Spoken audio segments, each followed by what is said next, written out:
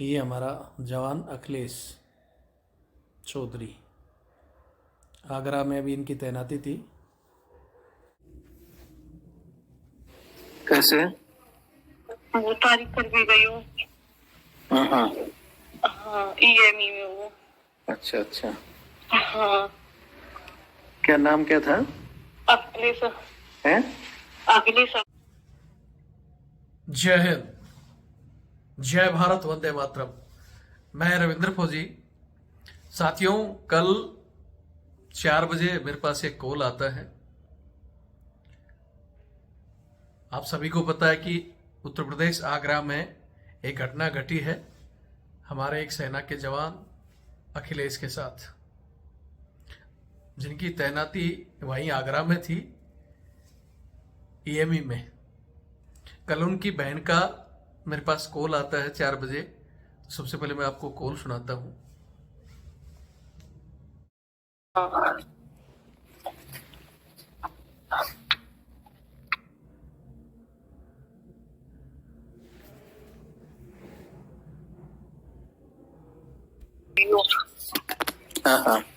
हाँ, आगरा ड्यूटी चल रही बाकी आज वो मार दो गांव की ने। कैसे? कैसे? वो तारीख कर भी गई हूँ। हाँ, हाँ, ईएमई में वो। अच्छा अच्छा। हाँ, क्या नाम क्या था? अखिलेश। है? अखिलेश अखिलेश आगरा ड्यूटी चल रही है बाकी। अच्छा। हाँ, ये मारने वाला कौन था? ये गांव के क्या मतलब बात क्या थी? जो ऐसी बाकी थोड़ी थोड़ी बहुत लड़ाई जिनसे। अच्छा अच्छा। हाँ, तारीख कर भी गई है। तो उनको दिया कब की बात है ये? अभी ऐसी बात है 1-1:30 बजे की। तो पुलिस वगैरह में करी उनकी कंप्लेंट वगैरह? अब पता ना लेके साथ पोस्टमार्टम मेरो का है। अच्छा अच्छा। हाँ, चलो मैं पता करता हूँ। आगरा कौन सा थाना लगता है आपका? हमारा तो सारवा थाना है, जिला हाथरस से, तहसील साधवाद है। ठीक है, मैं करता हूँ। आगरा में जो बंदे हैं उनको कॉल करता हूँ, देखते हैं। हाँ हाँ उनका नाम क्या है पता है मारने वालों का? हाँ, सबके नाम में बता दूंगी। मेरे भैया ये कर। यहाँ मैं हमारे सैनिकों को एक चीज जरूर कहूंगा कि अगर आप इस तरह के इलाके में रह रहे हो जहां आपको लगता है कि आपको धमकियां दी जा रही है, आपको के खिलाफ कोई साजिश रच रहा है, तो पुलिस में कंप्लेंट करके रखें थाने में और एसपी साहब को कि भाई मुझे इस तरह की धमकियां मिल रही हैं। और उसके अलावा इस तरह अकेले न जाएं जब आपको पता है कि आपके ऊपर हमला हो सकता है तो। और सेल्फ डिफेंस के लिए कुछ चीजें अपने साथ रखें। आपको भी अपनी सुरक्षा का अधिकार है, ठीक है। ये गाड़ी जो आप देख रहे हैं, इसमें फौजी के साथ गोलीबारी हुई है। ये जवान छुट्टी पे था। ये जो गाड़ी थी जिसके टायर में भी और शीशे पर गोली मारी गई। अभी पुलिस प्रशासन लगा हुआ है। ये हमारा जवान अखिलेश चौधरी, आगरा में भी इनकी तैनाती थी। ये देखिए, भागने की उन्होंने काफ़ी कोशिश की उनसे बचकर, लेकिन ये उनका पोस्टमार्टम हुआ है। ये जगह जो आपको दिखाई जा रही है जहाँ उनके साथ ये घटना घटी, पुलिस प्रशासन ने भी हालांकि टीमें बनाई हैं, 5 टीमें उनको गिरफ्तार करने के लिए, और दबिश दी जा रही है। पुरानी रंजिश बताई जा रही है कि उनके कोई पुरानी रंजिश थी जिसका पुलिस प्रशासन भी इस चीज़ का ख्याल रखे कि सैनिक इस देश की धरोहर है। तो आपका भी फर्ज बनता है कि अगर इस तरह की धमकियां उसको मिल रही है तो उसको प्रोटेक्शन दे।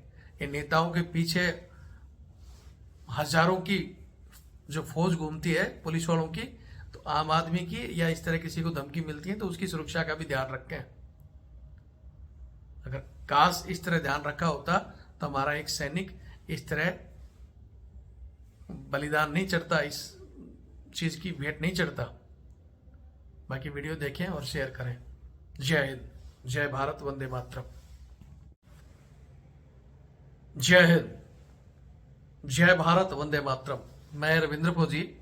साथियों, जैसा कि अभी आपने ये रिकॉर्डिंग सुनी, कल 4 बजे के लगभग ये जो अखिलेश की बहन है, इन्होंने मेरे को कॉल करके बताया कि भाई ऐसे ऐसे भैया कोर्ट गए थे और आते समय उनके साथ वारदात होगी, उनको मार दिया गया।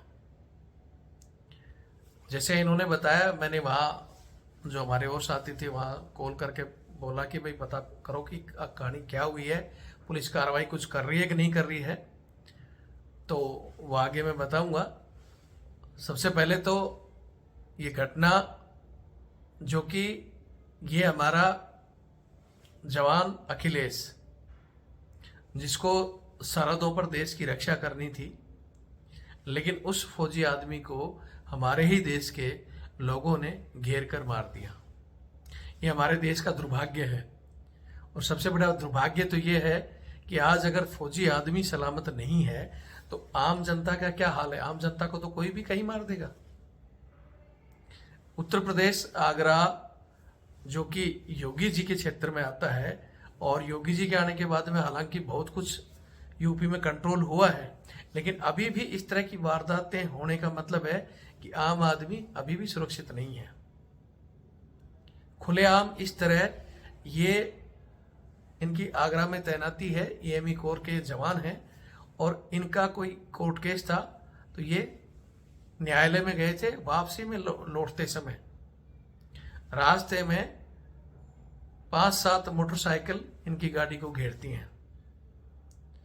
गाड़ी को घेरते ही सीधा शीशे पर फायर। गाड़ी चलाने की कोशिश करते हैं तो टायर पर फायर, गाड़ी वहीं की वहीं खड़ी हो जाती है।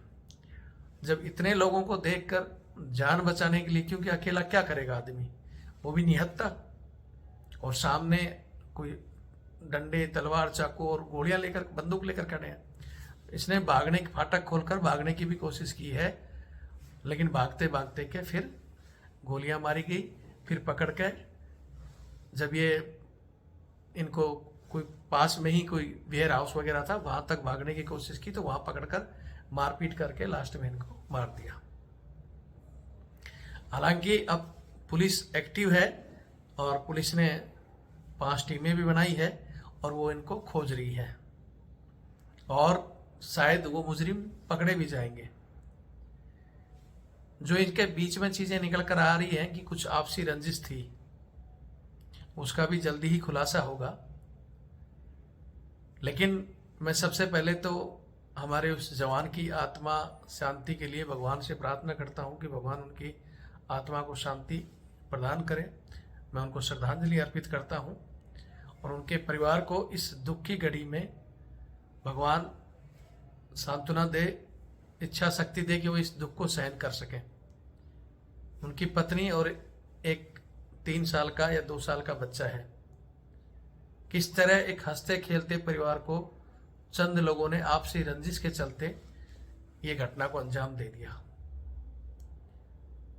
आपसी रंजिशों में, गुस्से में इस तरह के जो उन्होंने निर्णय तो ले लिया, अब इसका रिजल्ट क्या होगा।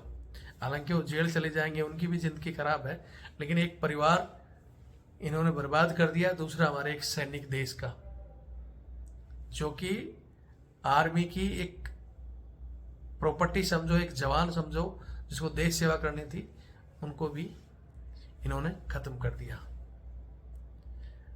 आज एक जमाना था कि लोग आर्मी वालों से डरते थे, आर्मी के नाम से कि भाई फौजी आदमी है, दूरी बनाते थे, कि लोगों के अंदर डर था। लेकिन अब इस तरह की घटनाएं कि फौजी के साथ मारपीट, लूटपाट, उनकी जमीनों पे कब्जा, अधिकारियों तक थप्पड़ मारना, मारपीट करना, और अब तो ऐसी भी घटना आ रही है कि सीधा ही मार ही देना। तो इसमें कहीं ना कहीं हमारी फौज को भी हस्तक्षेप करना चाहिए।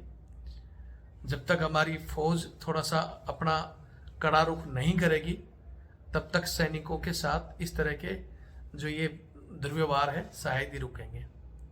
बाकी मैं आपसे भी पूछना चाहता हूँ, आप भी अपने अपने विचार जरूर रखें, और वीडियो को शेयर करें। हालांकि वहाँ की पुलिस प्रशासन ने 5 टीमें बनाई हैं और कोशिश में लगी हुई है, लेकिन हम चाहते हैं कि जल्द से जल्द उनको पकड़कर उनको जेल में डाले या उनको फांसी की सजा हो। बाकी आप लोग क्या चाहते हैं वीडियो शेयर करें। और मैं फिर कहता हूं कि इस घटना का जो रिजल्ट बाहर आएगा, क्या थी इसके पीछे, क्या चीजें थी, तो फौजी आदमी से मैं कहना चाहता हूं कि जो भी चीजें निकलकर सामने आती हैं तो इस चीज पर जरूर ध्यान रखें कि आज के जमाने में बाहर के लोग बहुत तेज हैं। आप अपनी शराफत में और आप अपने जिस भोलेपन में बाहर जाते हो ना, आपको पता था कि आपके साथ रंजिश है तो आप अकेले नहीं जाना था आपको, और सेल्फ डिफेंस के लिए आपको भी तैयार रहना था। जब आपको इतनी बड़ी आपको पता था कि रंजिश चल रही है, फिर अकेले और वो भी निहत्थे क्यों गए?